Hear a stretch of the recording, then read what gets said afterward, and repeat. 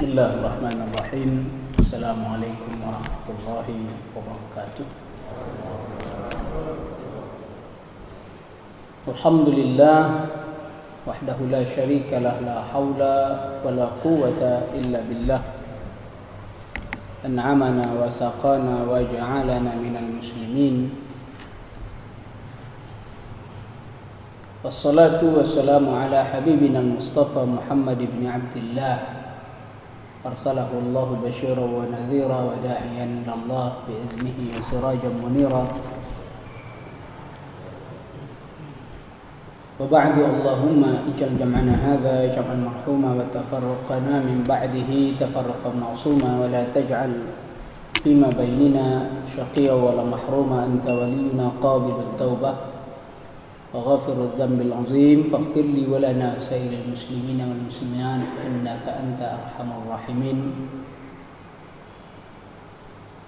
Jamaah subuh muliakan oleh Allah, alhamdulillah kita puji Allah, kita sanjung bersyukur atas nikmatnya yang tidak pernah habis.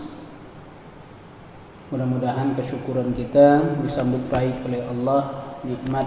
Nikmat yang belum Dia berikan tentunya Dia akan berikan, yang sudah Dia berikan tentunya akan Dia tambah, sehingga kenikmatan itu semakin besar dalam kehidupan kita.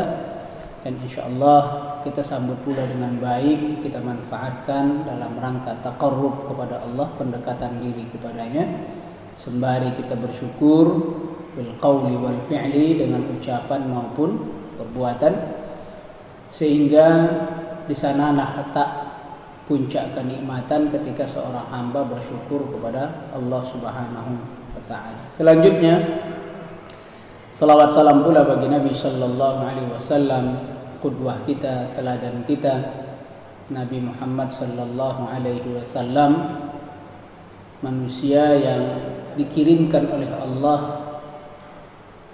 dengan tipe yang istimewa, tidak akan pernah ada duanya, sehingga wajar kalau nama beliau dicatat sebagai orang yang paling hebat dalam sejarah manusia. Bahkan kita tahu orang-orang barat ada yang dengan jujur menuliskan 200 orang paling berpengaruh di dunia, dan paling pertama adalah Rasul sallallahu alaihi wasallam. Sebagian orang protes, tidak terima kenapa harus Muhammad yang paling awal. Sang penulis punya argumen yang hebat dan luar biasa. Dia katakan Muhammad itu hidup di tahun 570-an Masehi, 71. Ada mengatakan 570 Masehi. Pada zaman itu manusia-manusia, bahkan pemimpin-pemimpin, raja-raja pada zaman itu hidup dalam keadaan tidak teratur. Berbeda dengan Nabi Shallallahu Alaihi Wasallam, dia bahkan lahir dari kehidupan yang tanda petik buruk di Mekah karena banyaknya kejahilan di sana. Tapi Nabi Shallallahu Alaihi Wasallam di usianya ke-40 tahun menerima wahyu dari Allah, dia mampu memberikan pengaruh besar kepada manusia. Tanda petik dengan keterbatasan segala sarana dan prasarana, ternyata Nabi mampu memberikan pencerahan kepada orang jahiliyah yang luar biasa jahilnya hari itu, sehingga Nabi Shallallahu Alaihi Wasallam pantas dinobatkan orang yang paling besar pengaruhnya. Dan yang luar biasa, pengaruh Nabi Shallallahu Alaihi Wasallam sampai ke hari ini sudah lebih 1400 tahun masih tetap memberikan pengaruh bagi manusia, khususnya bagi orang mukminin, bagi kita orang muslimin, bahwa pengaruh Nabi Shallallahu Alaihi Wasallam tidak pernah berhenti, bahkan terus meluas generasi ke generasi, zaman ke zaman.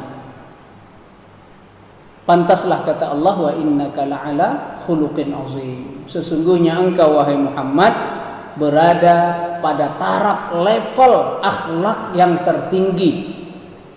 Ini adalah firman Allah, jaminan Allah yang mengatakan Muhammad itu, Rasulku itu adalah orang yang level akhlaknya adalah yang paling agung, yang paling tinggi dalam jajaran kehidupan manusia. Nabi Sallallahu Alaihi Wasallam. Jadi bisa kita ambil kesimpulan yang membuat pengaruh Nabi luas dan bertahan sampai ribuan tahun, bukan kekuasaannya, bukan kekayaannya, tidak lain adalah akhlak Nabi Sallallahu Alaihi Wasallam. Di antara akhlak Nabi Sallallahu Alaihi Wasallam yang berpengaruh besar dalam kehidupan beliau, terkhusus pasca Fathul Makkah, adalah akhlak al-hilim, bijaksana. Halim, turunannya Halim, sifat yang maha bijaksana adalah sifat di antara sifat-sifat Allah. Bagaimana bijaksananya Nabi, bagaimana bijaksananya sahabat, bagaimana bijaksananya orang-orang solihin, banyak kisah yang menyebutkan itu. Imam Ar-Rifai, salah seorang imam besar yang hidup di Mesir, suatu hari dia berjalan, imam besar, ulama besar. Suatu hari dia berjalan menuju masjidnya, di tengah jalan dicegat sama orang. Sebut istilahnya rajulun safih, ya, orang yang tidak berilmu, orang yang tidak berakal, orang yang bodoh, safih, sufaha. Jamaknya adalah sufaha. Apa katanya? Ya imam, wahai imam, aku pengen tanya, siapa ayyukuma afdal, siapa di antara kalian yang paling afdal? A'anta amil kalb, yang paling afdal di antara kamu berdua siapa? Kamu atau anjing? Coba. Ini pertanyaan kalau ditanya ke kita ini emosi kita. Dan dia posisinya imam besar. Muridnya hari itu para ulama, bukan muridnya orang awam, ulama yang menjadi muridnya. Sang imam ditanya, imam siapa di antara kamu yang paling afdal? Kamu atau anjing? Masya Allah. Disinilah dibutuhkan sifat al-hilim, kebijaksanaan yang luar biasa. Hilim itu bisa dikatakan apa? Orang yang bisa mengendalikan diri, orang yang bisa menahan amarah, sambil berpikir, ini efeknya apa kalau kulakukan ini? Sang imam jawab. Jawabannya luar biasa. Kata sang imam, in abirtu as-sirat, kalau aku bisa melewati as-sirat, jembatan as-sirat di akhirat, atau dalam bahasa orang kita siratal mustaqim, in abirtu as-sirat fa ana khairum minal kalb. Kalau aku bisa melewati jembatan sirat, aghaltul jannah, dan aku masuk ke dalam surga, melewati sirat, aghaltul jannah, masuk ke dalam surga, fa ana khairum minal kalb. Berarti aku bisa lebih baik daripada seekor anjing yang kau sebutkan. Ini kan jawaban yang cerdas dan luar biasa. Kata sang imam, kalau aku tidak bisa melewati as-sirat dan aku terjatuh ke dalam neraka, fal kalbu khairum minni, maka anjing lebih baik daripada aku. Orang yang nanya tadi diam terbodoh. Sang imam terus lanjutkan perjalanannya ke masjid. Kata orang-orang yang hadir di ketika itu, dia katakan, baqiya ar-rajulus safi jahluh. Orang yang bodoh tadi tetaplah dengan kebodohannya. Wal imam baqiya alaihi rif'atih. Maka sang imam tadi tetaplah baginya ketinggiannya, keagungannya, kemuliaannya. Hanya dengan memberikan jawaban yang cerdas, memberikan respon yang luar biasa positif. Masya Allah. Tidak marah, tidak mencaci. Kalau dia mau, dia tinggal katakan kepada pengawalnya, pukulin nih orang, selesai. Masya Allah. Umar bin Khattab pernah suatu ketika dia lewat di kerumunan orang di masjid, entah bagaimana Umar bin Khattab tersepak ini kaki orang yang sedang tidur, lagi rame tidur. Umar bin Khattab lewat, tersepak kakinya. Umar bin Khattab khalifah mukminin hari itu, Orang yang kakinya tersepak bangun marah. Matamu buta ya? Kata Umar, tidak. Ditinggalkan oleh Umar, selesai. Orang-orang bilang, ya Amirul Mukminin, itu lancang sekali ngomongnya itu. Kata Umar, tidak lancang, dia cuma nanya, matamu buta ya? Aku jawab, tidak. Selesai. Masya Allah. Bayangkan posisi dia, levelnya hari itu. Orang tertinggi jabatannya, terhormat. Dikata, matamu buta ya? Dengan amarah. Kata Umar, tidak, aku tidak buta. Selesai, ditinggalkan. Masya Allah. Inilah sifat hilim, al-halim kalau sifat Allah, sifat bijaksana yang mampu mengendalikan diri sambil berpikir ini mau ngapain nanti, kalau dibuat ini gimana, kalau dibikin begini gimana, kalau responnya ini, kalau responnya itu, sambil memikirkan efek akibat dari perbuatan itu. Insyaallah yang muliakan oleh Allah, sehingga disebut juga dengan istilah tarakhi. Tarakhi diambil kata akhir. Jadi mengakhirkan, memperlambat, mengambil satu keputusan sambil yang zuru ila masalih, sambil dia melihat mana yang paling bagus nih jalannya, mana yang paling hebat. Nabi Shallallahu Alaihi Wasallam kedatangan tamu.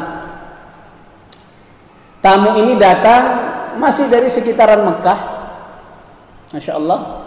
Ini pasca Fathul Mekah tahun 8 Hijriah. Di tahun ke-9 itu banyak wufud, banyak utusan, duta-duta yang datang kepada Rasulullah. Tidak terkecuali dari Bani Qais datang juga kepada Rasulullah. 13 orang yang datang. Masya Allah. 13 orang datang nyampe ke Madinah, mereka langsung cepat-cepat bertemu dengan Nabi Sallallahu Alaihi Wasallam. Illa rajulan, kecuali satu orang saja. Jadi yang datang 13 orang, 12 orang langsung masuk bertemu dengan Nabi Sallallahu Alaihi Wasallam. Ya, berbincang dengan Nabi Sallallahu Alaihi Wasallam, bertanya ini dan itu dengan Rasul. Kecuali satu orang. Apa yang dia lakukan? Dia turun dari tunggangannya, dia ikat unta-unta teman-temannya yang tadi ditinggal begitu saja, dia ikat satu-satu. Kemudian dia buka bekalnya, dia ganti pakaiannya, dia mandi, bersihkan diri, pakaian dengan pakaian bagus, baru aqbala ila Rasul sallallahu alaihi wasallam, menghadap kepada Nabi sallallahu alaihi wasallam. Nabi sallallahu alaihi wasallam melihat orang yang baru saja datang ini, bagian daripada Bani Qais, kata Nabi sallallahu alaihi wasallam, anna fika, di dalam dirimu itu khoslatan, ada dua sifat, ada dua karakter di dalam dirimu itu, yuhibbuhumullah wa rasuluh. Kedua sifat itu dicintai oleh Allah dan Rasulnya. Apa sifat itu? Kata Nabi sallallahu alaihi wasallam, al-hilmu wal ana, adalah kebijaksanaan. Wal ana, ana ini ta'anni, ta'anni tidak terburu-buru. Maka kata Nabi sallallahu alaihi wasallam, fit ta'anni salamah. Ta'anni itu tidak buru-buru, itu ada keselamatan di dalamnya. Fil ajalatin nadamah, dalam ketergesa-gesaan terburu-buru itu ada nadamah, penyesalan. Masya Allah. Al-ajalatu minasyaitan, kata Nabi juga, orang yang tergesa-gesa itu bagian daripada perbuatan syaitan. Wal anah minallah, dan ta'anni tidak bersegera, tidak buru-buru, tidak tergesa-gesa, tapi tenang, kalem, sesuai dengan alurnya, sesuai dengan jalurnya. Faminallah, maka itu dari Allah Subhanahu wa ta'ala. Nabi Shallallahu Alaihi Wasallam jangan tanya sifat hilimnya bagaimana, bijaksananya Nabi, tidak cepat marahnya Nabi Shallallahu Alaihi Wasallam. Di surat Al-Fath, Nabi Shallallahu Alaihi Wasallam diceritakan oleh Allah, A'udzubillahi minasyaitonirrajim, walladzi kaffa aydiyahum ankum wa aydiyakum anhum. Dialah, Allah lah yang menyelamatkan tangan mereka menyelamatkan kalian dari kejahatan tangan mereka dan menyelamatkan mereka dari kekuasaan tanganmu. Bi batni Makkah, di satu lembah kota Makkah. Min ba'di an aghfarakum alaihim, ketika kalian sudah mampu mengalahkan, memenangkan, melawan mereka. Wa kana Allahu bima ta'maluna basira, sesungguhnya Allah sudah melihat, maha melihat apa-apa yang telah mereka buat. Ayat ini turun ketika pada peristiwa Hudaybiyah. Nabi sedang berkumpul pada peristiwa perjanjian Hudaybiyah, As-Sulhu Hudaybiyah tahun ke-5 Hijriah itu. Nabi pengen umrah tapi tidak dikasih masuk. Di tengah-tengah masa pengen negosiasi, datanglah dari arah Tan'im, dari bukit Tan'im itu orang-orang berjumlah 80 orang, musallahun, tenteng senjata. Mereka niatnya ingin menyerang Nabi Shallallahu Alaihi Wasallam dari arah belakang. Jadi Nabi nunggu negosiator yang datang dari Mekah. Kami boleh umrah atau enggak? Boleh masuk Mekah atau enggak? Ini belum nyampe, orang yang 80 orang sudah datang. Masya Allah.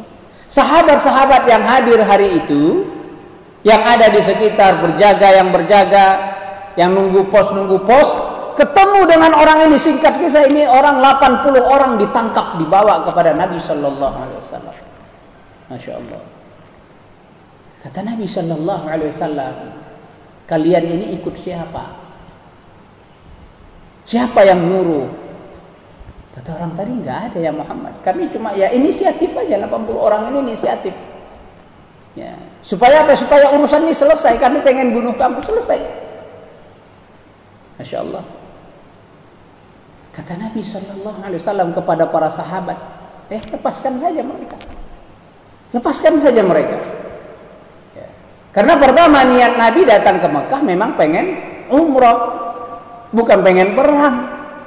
Ini yang membuat pantaslah Nabi Sallallahu Alaihi Wasallam dipuji oleh Allah Subhanahu Wa Taala. Yang membuat mereka 80 orang selamat itu adalah Allah. Yang membuat kalian menjadi aman tanpa diganggu 80 orang itu juga adalah Allah Subhanahu Wa Taala. Dan Nabi Sallallahu Alaihi Wasallam hari itu membuat satu keputusan tepat. Sifat hilimnya Nabi Sallallahu Alaihi Wasallam ditegaskan oleh Allah di dalam Al-Quran, dalam kisah, dalam cerita, bahwa orang-orang yang 80 orang tadi tidak diapa-apain oleh Nabi Sallallahu Alaihi Wasallam. Menunjukkan ini adalah bagian daripada kebijaksanaan Nabi. Nabi tidak segera ambil keputusan bunuh mereka, hancurkan mereka, tidak. Tapi Nabi tanya, kamu dari mana? Siapa bosmu? Siapa nyuruh kamu? Ternyata tidak ada yang nyuruh. Masya Allah. Ini adalah bagian daripada kebijaksanaan Nabi Sallallahu Alaihi Wasallam. Kisah yang masyhur.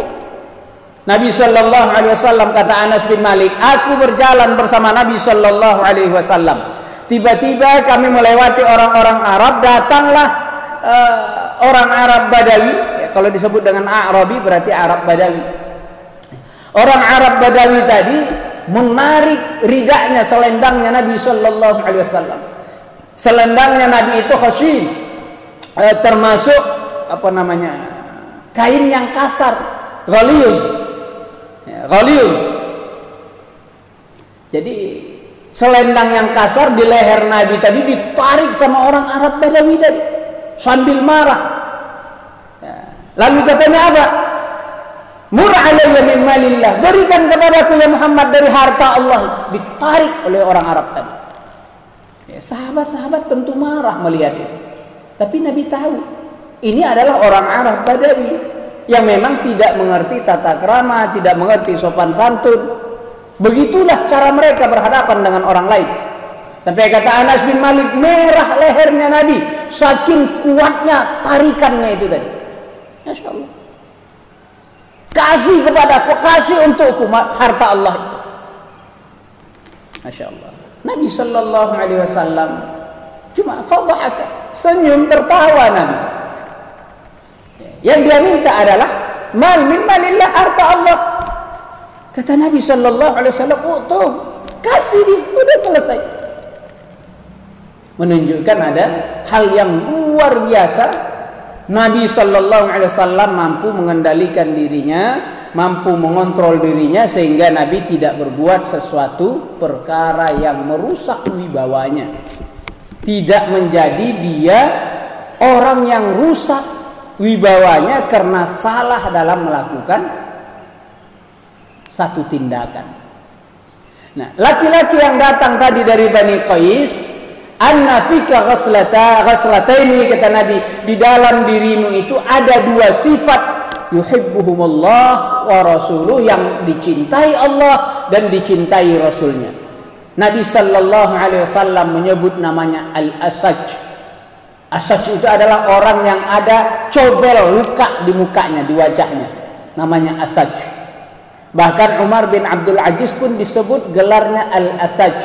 Umar bin Abdul Aziz juga ada bagian mukanya yang cobel.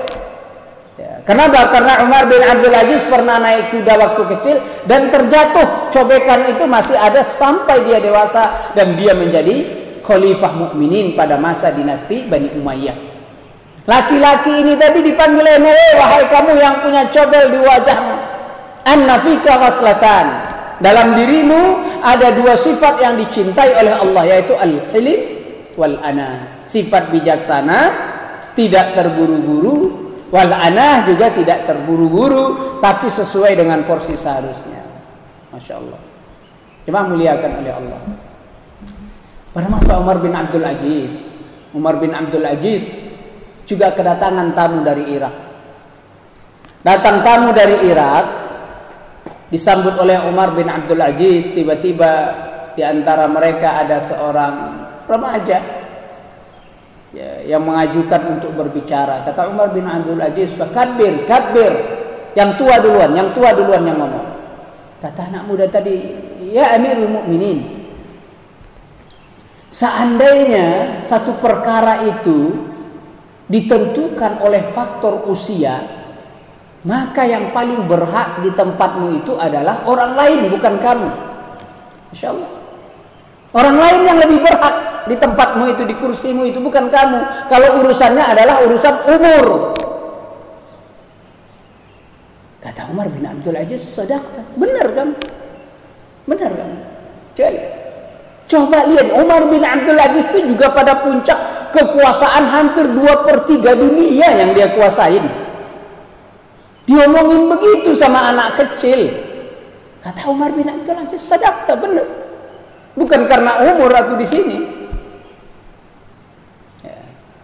Kata Umar bin Abdul Aziz, "Terus tujuan kalian datang ke sini apa?" Kata mereka, "Kami datang bukan ingin menggugat menuntut sesuatu, juga bukan ingin lari dari sesuatu." Ya. Terus kalau begitu, biasanya orang kan datang pengen minta. Kalau tidak pengen minta, pengen berlindung dari sesuatu karena takut dan sebagainya. Ya, kalau bukan itu tujuan kalian, terus itu tujuanmu datang ke sini ngapain rame-rame dari Irak? Kata mereka, "Kami datang ke sini untuk menyampaikan ucapan terima kasih, untuk menyampaikan kesyukuran kami." Ada seorang tabi'in yang dekat dengan Umar bin Abdul Aziz ketika itu memberikan nasihat, "Ya Amirul Mukminin, wahai Amirul Mukminin, jangan sampai kebodohan mereka membuatmu lupa terhadap siapa dirimu." Ini yang paling penting. Orang yang tadi datang kepada Imam Rifa'i tadi, orang bodoh. Statusnya itu bodoh, udah bodoh. Memang tidak ngerti tata krama, memang tidak ngerti sopan santun. Biarkan dia dengan kebodohannya, tetaplah kamu pada dirimu sendiri. Jangan sampai perbuatanmu itu menyebabkan kebodohanmu seperti kebodohannya dia. Artinya apa? Jangan respon buruk.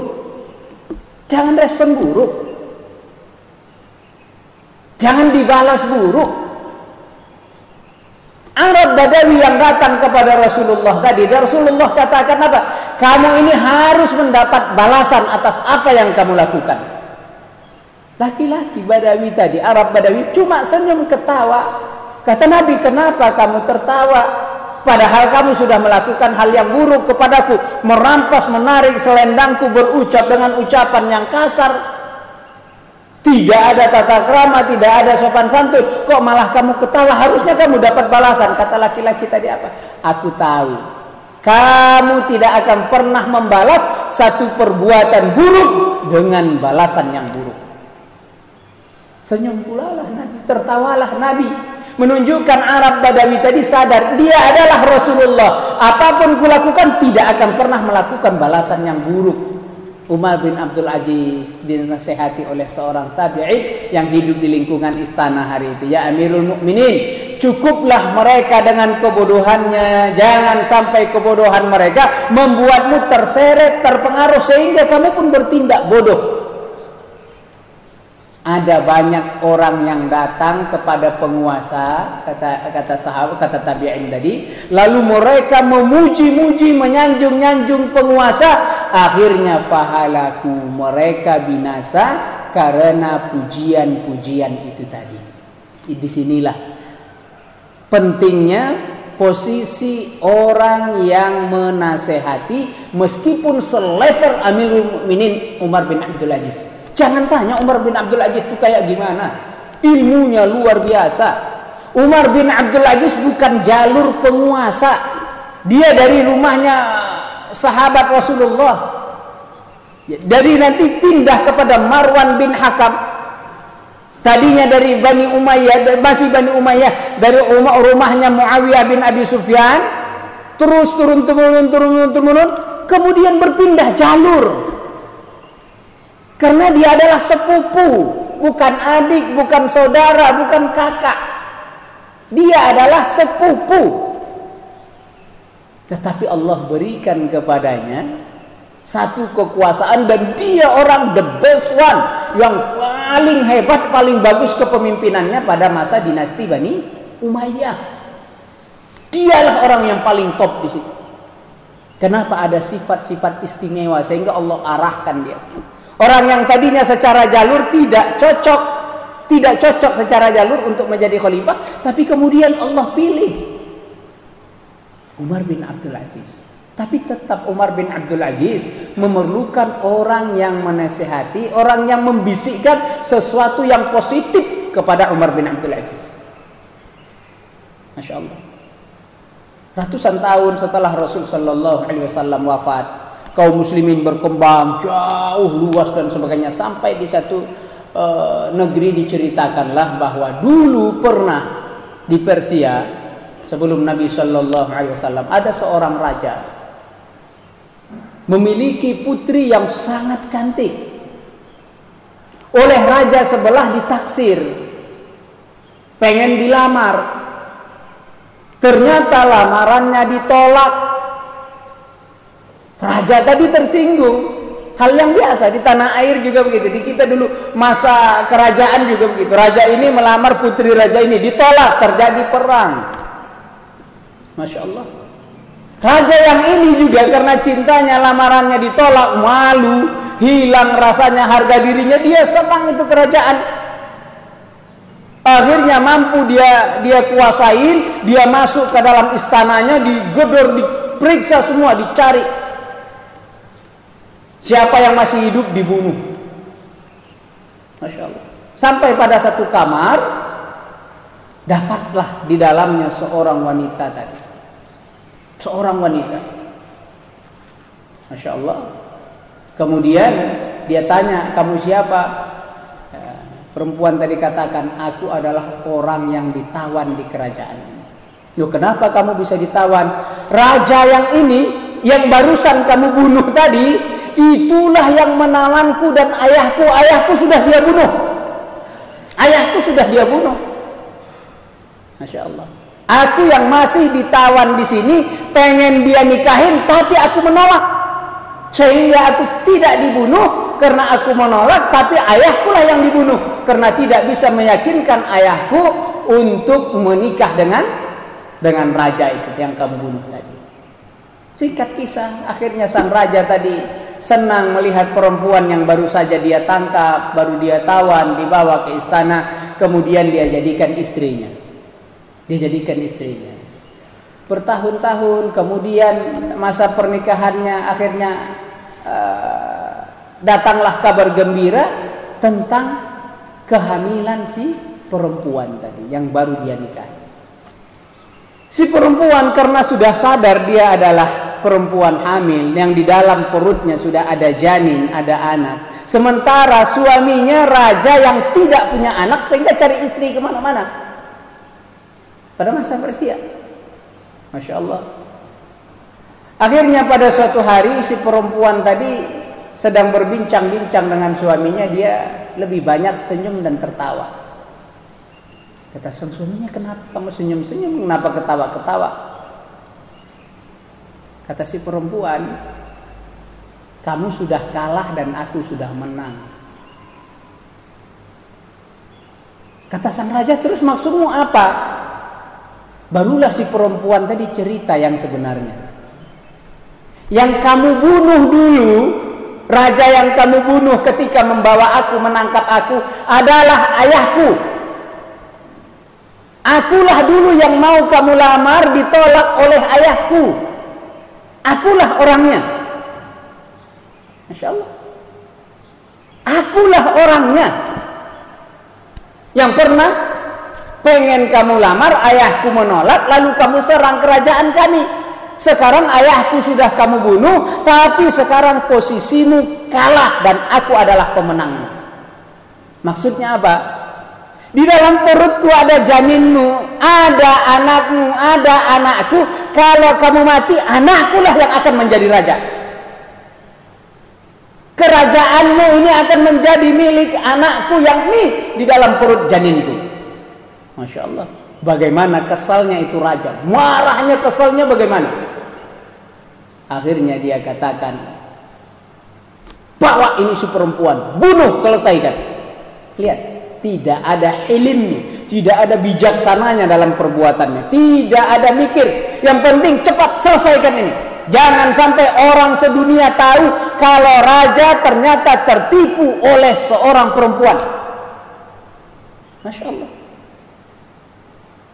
Karena sifat hilm tadi hilang dalam kehidupannya, akhirnya dia panggil pengawalnya untuk diselesaikan. Bunuh, bawa jauh, bunuh. Singkat kisah, pengawalnya ini tadi bawalah si perempuan keluar dari istana sembunyi-sembunyi sampai ke satu tempat. Dia tidak bunuh. Dia tidak bunuh, Pak. Dia paling dikasih tempat yang layak, dikasih bekal yang layak, tiap hari, tiap bulan dikasih semua, disuplai. Sampai suatu ketika anaknya lahir. Anaknya lahir, dia kasih nama. Raja tidak tahu. Tidak tahu, raja blas tidak tahu. Istrinya atau anaknya tadi mau apa, yang dia pikir apa? Anakku, istriku sudah dibunuh oleh pengawalku. Selesai. Masya Allah. Tapi di luar sana, anaknya dirawat oleh orang dekatnya tadi.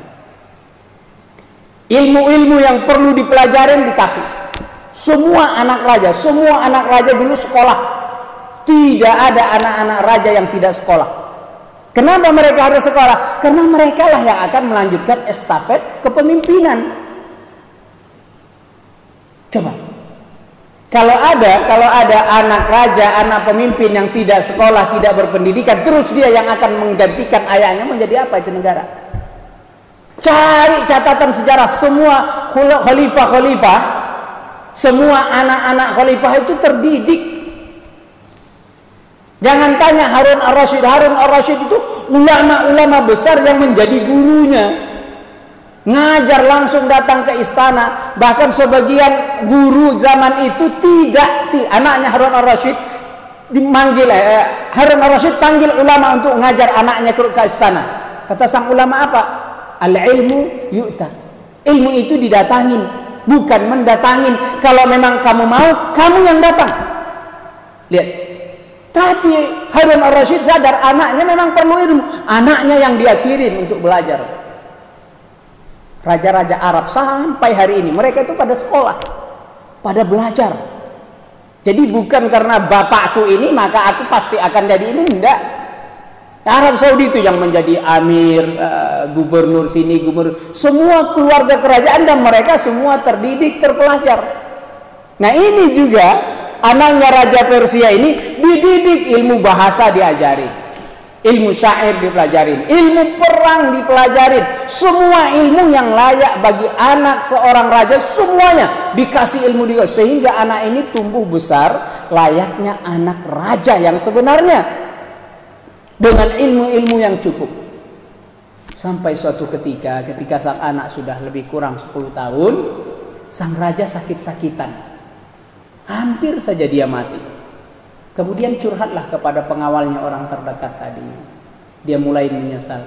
Seandainya dulu kalau kubiarkan istriku yang mengandung anakku itu hidup, lalu lahirlah anakku, mungkin usianya sekarang sudah sekian tahun, maka aku tidak akan khawatir meninggal kayak begini dalam keadaan tidak punya pewaris tahta dan kerajaan. Siapa yang akan mengambil kerajaan, kekuasaan ini kalau bukan orang yang tepat?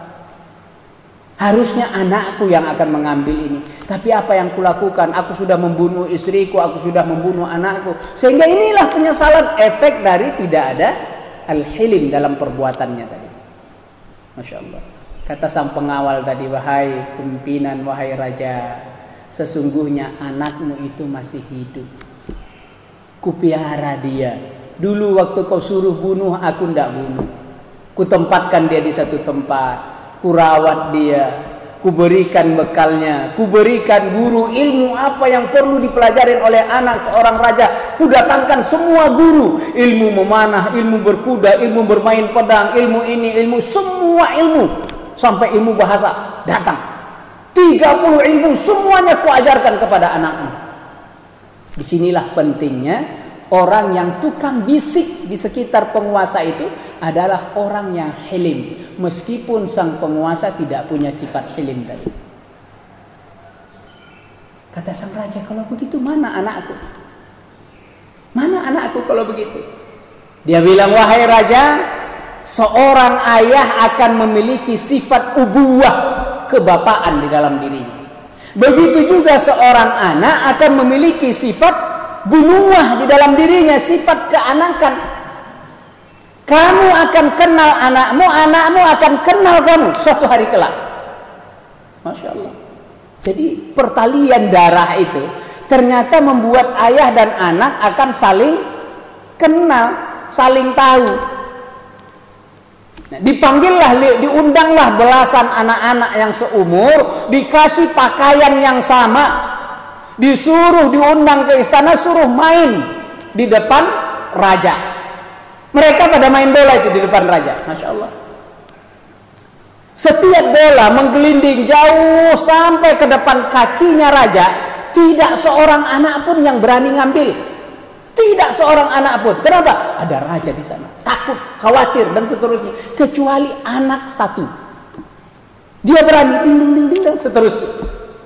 Setiap bola ke sana cuma dia yang berani, anak yang lain tidak berani. Kata sang raja, kalau begitu inilah anakku. Masya Allah. Inilah anakku kalau begitu. Kata pengawalnya, benar wahai raja, itulah anakmu. Kamu pasti bisa mengenalin anakmu, anakmu pasti juga bisa mengenalimu. Insya Allah. Lihat bagaimana hilim seorang yang dekat dengan penguasa, memberikan satu masukan yang hebat, memberikan satu tindakan yang luar biasa. Dia tidak terburu-buru, dia tidak tergesa-gesa, tapi anak yang dipuji oleh Nabi Sallallahu Alaihi Wasallam, an-nafika khaslataini, di dalam dirimu ada dua sifat yang dicintai oleh Allah dan Rasulnya, al-hilmu wal-ana, yaitu sifat kebijaksanaan dan sifat tidak terburu-buru. Jemaah muliakan oleh Allah, Nabi Sallallahu Alaihi Wasallam dan para sahabat adalah orang-orang yang luar biasa, sehingga mereka itu layak kita contoh, layak kita teladanin, karena di dalam diri mereka memang ada rasa hilim, ada rasa bijaksana yang mungkin hilang dari dalam kehidupan kita. Ada banyak keputusan yang bikin kita marah. Begitu kita marah 1 jam 2 jam marah, menyesal dalam hati. Hati orang yang sudah kita lukain dengan amarah tadi tidak bisa pulih. Ada orang yang dimarahin puluhan tahun dia masih ingat. Ada yang masih ingat. Dimarahin dulu waktu dia kelas 1 SD, dimarahin oleh gurunya. Tapi setelah puluhan tahun, 50, 60 tahun, masih dia ingat. Masih dia ingat. Masya Allah. Anaknya Harun Ar-Rasyid, begitu dikirim oleh ayahnya belajar ke seorang guru, yang pertama diajarin gurunya apa? Pukulan. Kata gurunya, sini, buka tanganmu, dipukul. Dipukul. Masya Allah. Tapi hari itu raja tidak lapor polisi, anaknya dipukul. Orang sekarang dipukul, jewer dikit lapor polisi, gurunya diseret, ditangkap dan sebagainya. Ini anaknya khalifah loh, penguasa dunia, Harun Ar-Rasyid, dipukul. Tapi pukulan ini membuat bekas di dalam dirinya. Setelah ayahnya nanti selesai menjabat, wafat, dia naik menjadi raja. Apa yang pertama dia lakukan? Panggil gurunya. Gurunya yang dulu ngajarin dia, yang pernah memukul dia, dipanggil ke istana. Gurunya datang. Dulu waktu disuruh ngajarin oleh ayahnya, dia tidak datang, tidak mau. Ayahnya yang manggil Harun Ar-Rasyid, dia tidak mau datang. Tapi kali ini anaknya Harun Ar-Rasyid, muridnya dia yang manggil, dia datang. Dia datang ke istana. Dia bilang, wahai guru, ingat tidak dulu kamu pernah mukul aku? Kata gurunya, kapan? Dulu aku tidak salah apa-apa, terus kamu suruh bentangkan tangan, lalu kamu pukul tanganku berkali-kali. Kata sang guru, oh kamu masih ingat? Ingat, aku tidak salah apa-apa, kenapa kamu pukul? Kata sang guru, apa? Sebenarnya hari itu aku ingin mengajarkanmu. Begitulah rasa orang yang terzalimi. Itulah rasa orang terzalimi. Kamu cuma dipukul, telapak tanganmu sakit rasanya bertahun-tahun. Lalu bagaimana orang yang kelak yang kamu pimpin, kalau kamu zalimin lebih dari pukulan di telapak tangan, maka rasa itu akan lama bertahan dalam diri mereka. Traumatiknya luar biasa. Aku ingin ajarkan itu kepadamu. Maka pantas gurunya hadir ke istana. Apa? Untuk memberikan pelajaran terakhir kepada muridnya yang hari itu sudah menjadi raja pimpinan, Amirul Mukminin saat itu. Yang muliakan oleh Allah. Lihat hilimnya seorang guru memberikan pelajaran lama, pelajaran itu baru selesai dan hari itu puncaknya. Ini loh rasanya kalau dizalimin. Ini rasanya kalau kamu dizalimin, efeknya bertahun-tahun baru hilang. Baru satu pukulan di telapak tangan, belum pukulan di kepala, belum ini, belum itu. Masya Allah.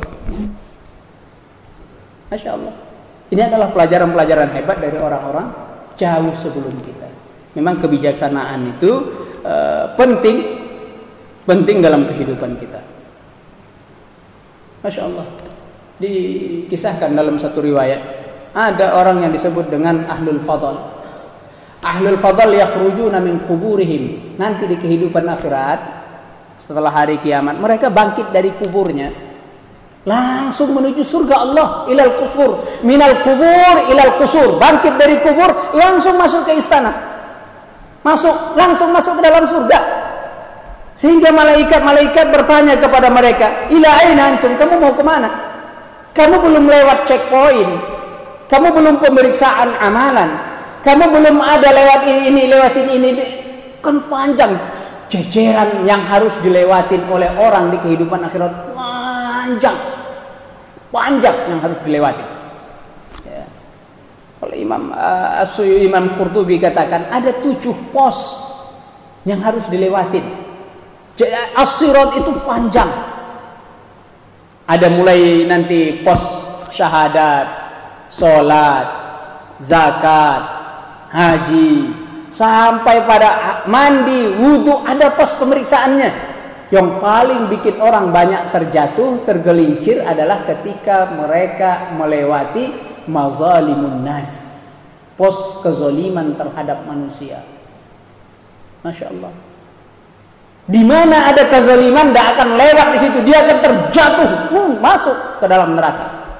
Dan begitu seterusnya, diulang lagi, lewatin sirat. Masya Allah. Ini pandangan orang. Di sini puasanya oke, sholatnya oke, zakat sedekahnya oke, wudhu mandinya aman. Pas giliran mazalimun nas, di sini orang banyak terjatuh.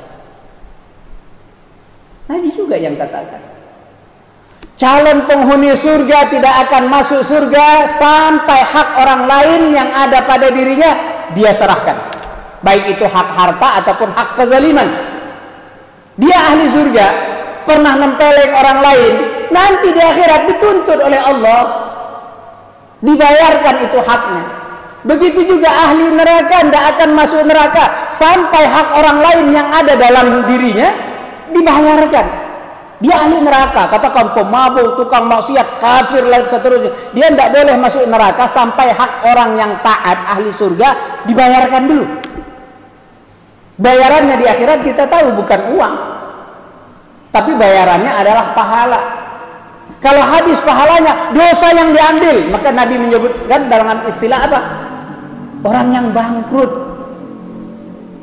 Orang yang bangkrut itulah kata Nabi Sallallahu Alaihi Wasallam. Sementara orang-orang ahlul fadal bangkit dari kubur, keluar dari kubur ilal qusur, menuju istana Allah, surga-surga Allah Subhanahu wa taala. Malaikat tanya, kalian mau kemana? Kalian belum yanshur lakum diwan, kalian belum lewat cek ini mau pemeriksaan, walam yanshur lakum mizan, kalian juga belum ditimbang amalan-amalan kalian. Fa kaifa tunsabu alaikumul jinan, bagaimana mungkin kalian bisa mendapatkan surga? Kata mereka, yaquluna nahnu ahlul fadal, kami ini adalah ahlul fadal, orang-orang yang mulia. Fadlun itu mulia. Kami adalah orang yang memiliki kemuliaan. Fama kana fadlukum, bagaimana kemuliaan kalian itu? Kata mereka nanti di kehidupan, yaquluna kunna idza zulimna sabarna. Dulu kami ketika di dunia dizalimi oleh orang lain, sabarna, kami sabar. Susahnya orang dikatakan sabar, dia dizalimin, dia mampu balas, lalu dia sabar, itu namanya sabar beneran. Dia dizalimin memang tidak bisa balas, ya udahlah aku sabar aja, memang tidak bisa balas, itu bukan sabar. Jadi sabar itu adalah dia mampu untuk membalas kezaliman, tapi dia tidak lakukan kezaliman yang sama, seperti yang dikisahkan cerita Nabi Sallallahu Alaihi Wasallam tadi.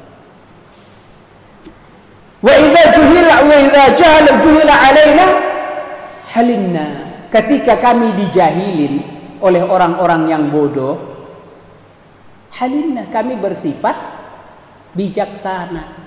Ada seorang Yahudi zaman Nabi Sallallahu Alaihi Wasallam. Nabi minjam uang dengan perjanjian bulan sekian. Yahudi ini sudah tahu dalam literatur mereka akan ada Nabi akhir zaman sifatnya begini-begini, kecuali satu sifat yang belum dia lihat dalam diri Nabi. Apa itu sifatnya? Apabila dijahili oleh orang bodoh, tapi menyebabkan sifat Nabi akhir zaman itu akan bertambah kebijaksanaannya. Ada orang dijahilin, orang bodoh bikin ini dan itu, tapi orang yang dia jahilin tidak terbawa emosi, tidak tersulut amarah, malah di sanalah makin tampak kebijaksanaannya. Dan itulah Nabi Sallallahu Alaihi Wasallam. Yahudi tadi sudah janji misalkan bayar utang tanggal 10, belum tanggal 10 sudah didatangin. Ya Muhammad, iqdi alaik, ma'alaik, bayar utangmu, tanggunganmu, bayar. Kata Rasulullah, belum jatuh tempo, bayar, dia tarik bajunya Nabi Sallallahu Alaihi Wasallam. Bayangkan, belum tanggal 10 sudah tarik baju. Ya Muhammad, kasih. Memang kalian ini Bani Hashim suka nunda-nunda hutang. Dibawa lagi Hashim, kakeknya Nabi. Bani Hashim itu banyak luas. Kamu ini Bani Hashim memang kebiasaan nunda hutang. Umar yang hadir hari itu marah. Umar, ya Rasulullah, Yahudi begini lancangnya. Kata Rasulullah, ya Umar, biarkan dia Umar, biarkan urusannya. Ini urusanku dengan dia ya Umar, urusanku dengan dia. Tapi Rasulullah belum jatuh tempo, ini urusanku dengan dia. Ya Umar, ambil apa yang dia butuhkan, ambil dan kasih tambahan. Masya Allah. Misalkan utangnya tadi 100, kata Rasulullah kasih 110. Kata Umar, ya Rasulullah kok malah lebih? 100 untuk bayar utang, 10 untuk upah takut. Karena Umar kalau sudah mengancam orang, orang takut. Grogi, takut. Ya Rasulullah, kubunuh ini Yahudi. Kata Rasulullah, jangan. Jadi ada harganya nakut-nakutin orang itu. Masya Allah. Ada harganya. Bayar Umar, bayar misal ini utangnya begitu ya. Utangnya 100, bayar 110. 100 bayar utang, 10 upah takut. Kenapa? Kamu sudah ngancam dia. Kata Nabi Shallallahu Alaihi Wasallam, aku adalah orang kalau menunaikan sesuatu adalah dengan cara yang paling baik. Masya Allah. Akhirnya Yahudi tadi pergi, gak berapa lama balik lagi, asyhadu an la ilaha illallah wa asyhadu anna Muhammadar Rasulullah. Barulah dia jelaskan maksudnya.